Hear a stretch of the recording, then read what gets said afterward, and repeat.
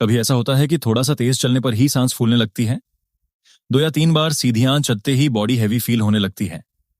या फिर कोई भी काम जिसमें स्टैमिना चाहिए, वहां आप जल्दी थक जाते हो।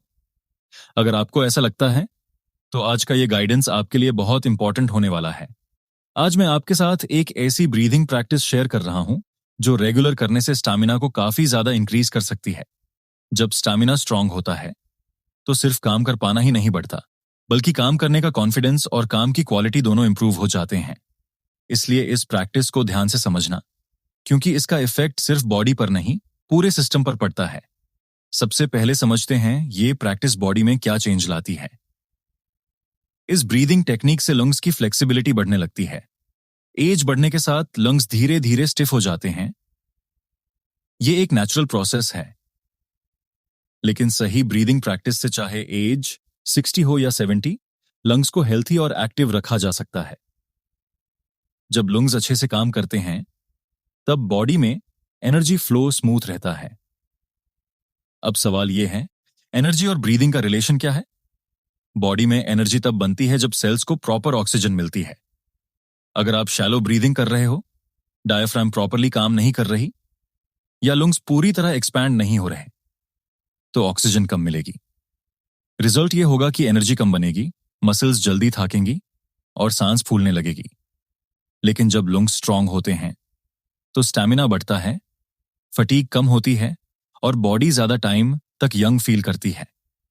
क्योंकि जब सेल्स हेल्थी होती हैं तब बॉडी नेचुरली यंग रहती है। अब प्रैक्टिस से पहले कुछ इंपॉर्टेंट बातें। प्रैक्टिस हमेशा सीधी कमर और सीधी नेक के साथ करनी है। शोल्डर्स को थोड़ा सा पीछे रोल करो ताकि चेस्ट ओपन हो जाए। अब एक इंपॉर्टेंट फैक्ट समझो, मोस्ट लोग अपने लंग्स का सिर्फ 50% या उससे भी कम यूज करते हैं। इसी वजह से लंग्स की कैपेसिटी धीरे धीरे कम होने लगती है। इस प्रैक्टिस से हम ग्रेजुअली 60%, 70% और आगे चलकर 80% तक लंग्स का यूज करना सीखते हैं। कुछ ही टाइम में आप खुद डिफरेंस फील करोगे। अब मैं प्रैक्टिस समझाता हूं। इस प्रैक्टिस का नाम है टॉप अप ब्रीदिंग। इसमें इनहेल नाक से करना है और एक्सहेल मुंह से करना है। लेकिन स्पेशल पॉइंट यह है, जब आप सांस बाहर छोड़ चुके हो तब भी थोड़ा फोर्स लगाकर और हवा बाहर निकालनी है। क्योंकि नॉर्मली हम पूरी एयर एक्सहेल नहीं करते, जिस वजह से लंग्स के नीचे के पार्ट में कार्बन डाइऑक्साइड और टॉक्सिन्स रह जाते हैं।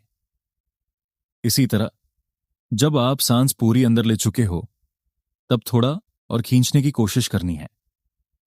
इसी प्रोसेस को टॉप अप ब्रीदिंग कहते हैं।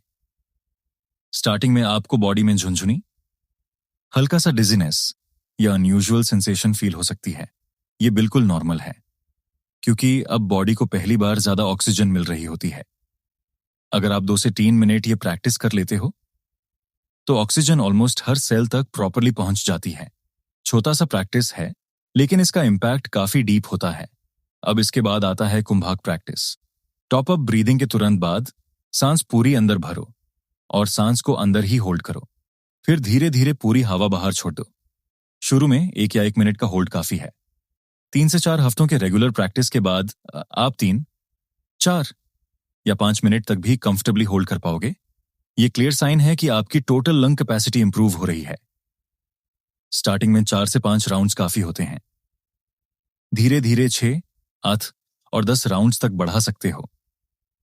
ये प्रैक्टिस सिर्फ बॉडी को ही नहीं, माइंड स्ट्रेंथ और इनर कंट्रोल को भी स्ट्रांग करती है। फाइनल बात, पहले टॉप अप ब्रीदिंग फिर कुंभाक, दोनों को कंबाइन करके रेगुलर प्रैक्टिस करो।